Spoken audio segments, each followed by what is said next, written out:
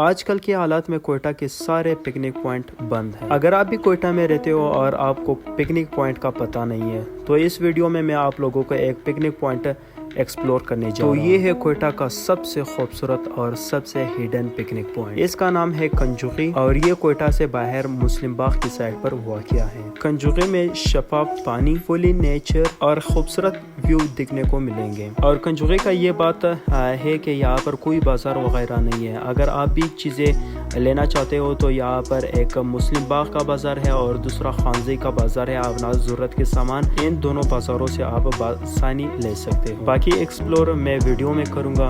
تو ہم نے بھی اسی طرح اپنا سفر شروع کیا۔ ناشتہ نہیں کیا تھا، سب سے پہلے ہم نے یہاں پر روڈ کے سائڈ پر ناشتہ کیا اور اپنا جو سفر تھا وہ جاری کیا۔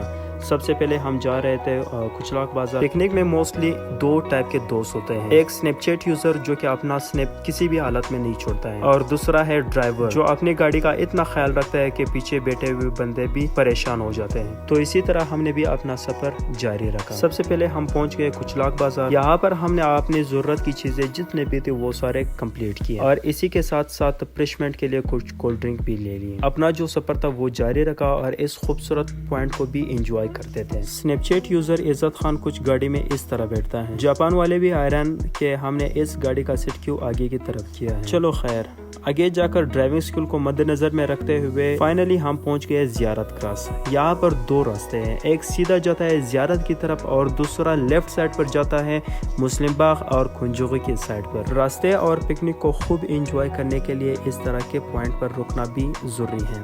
اور فائنلی ہم پہنچ گئے خانزوئی سٹی۔ اگر آپ کے پکنک کے ایکوائپمنٹس کچھ رہ گئے تو یہاں پر آپ خانزوئی سٹی میں بھی لے سکتے ہو اور آگے جا کر مسلم باغ کے شہر بھی آتا ہے، اسی بازار سے بھی آپ اپنے پکنک کی چیزیں بآسانی لے سکتے ہو۔ کچھ ہمارے ساتھ بھی اس طرح کا سین ہو گیا، ہم سے بھی روٹی بھول گئی تھی تو ہم نے بھی خانزوئی بازار کو اسکپ کرتے ہوئے مسلم باغ بازار پہنچ گئے۔ یہاں پر روٹی اور کچھ کولڈ ڈرنکس لے کر واپس روانہ ہو گئے کنجوغی کے سائڈ پر۔ اگر آپ مسلم باغ کی سائڈ سے آتے ہو تو کنجوغی رائٹ سائڈ پر ہے، اور اگر آپ کوئٹہ کی سائڈ سے جاتے ہو تو کنجوغی لیفٹ سائڈ پر ہے۔ کنجوغی کا راستہ مسلم باغ سے 5 کلومیٹر پہلے آتا ہے۔ کنجوغی میں چھوٹا سا گاؤں بھی بستا ہے، لیکن یہ کنجوغی پکنک پوائنٹ جو ہم جاتے ہیں اس سے تھوڑا دور ہے۔ کنجوغی بالکل سیف علاقہ ہے اور یہاں پر آپ دن میں بھی آ سکتے ہو۔ کچھ ایسے لوگ ہوتے ہیں جو یہاں پر رات بھی گزار دیتا ہے، وہ آپ کے مائنڈ پر ڈیپینڈ کرتا ہے۔ اگر آپ کے پاس سامان ہے تو یہاں پر آپ رات بھی بتا سکتے ہو۔ اگر میں کنجوغی کے روڈ کی بات کروں تو کنجوغی کے نزدیک تقریباً 10 منٹ آف روڈنگ ہے۔ تو فائنلی ہم پہنچ گئے کنجوغی۔ یہ ہے کنجوغی۔ سب سے پہلے ہم نے اپنا جو سامان تھا وہ سارے گاڑی سے اتار دیا اور اپنا کیمپ لگا دیا۔ کنجوغی کچھ ٹھنڈا علاقہ ہے، اگر آپ کو بھی اس طرح کیمپ ملتا ہے تو یہ لانا نہیں بھولنا۔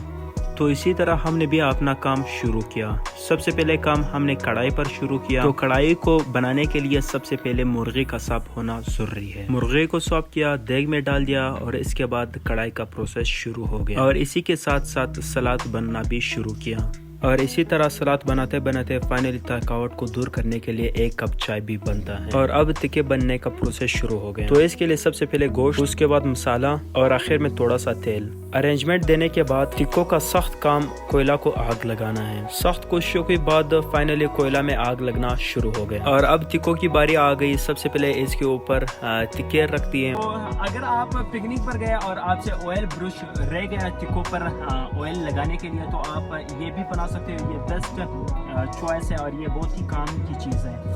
یہ آپ بہت ہی ایزیلی بنا سکتے ہو۔ اس کے ابھی میں یوزیج میں بتاؤں۔ تو اس کے یوزیج کچھ یوں ہے، اور فائنلی ہمارا جو ٹکے ہے وہ پک گئے ہیں۔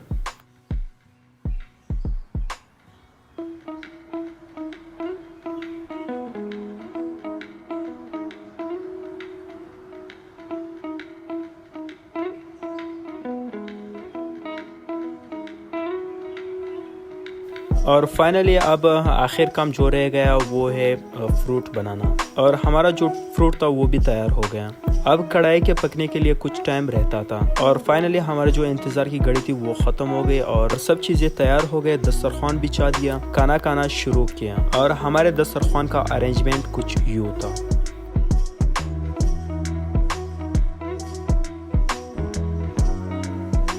खाना खाने के बाद एक कप दूध पत्ती का होना भी जरूरी है। टाइम बहुत शॉर्ट था तो हमने भी जल्दी जल्दी से चाय पी लिया, अपना कैंप और बाकी जो सामान था वो गाड़ी में रख दिया और रवाना हो गए घर की तरफ। तरबूज नहीं खाया था तो रास्ते के साथ तरबूज भी एंजॉय किया और फाइनली घर पहुंच गए। तो ये था आज का हमारा व्लॉग। मिलते हैं नेक्स्ट व्लॉग में, तब तक के लिए अल्लाह हाफिज़।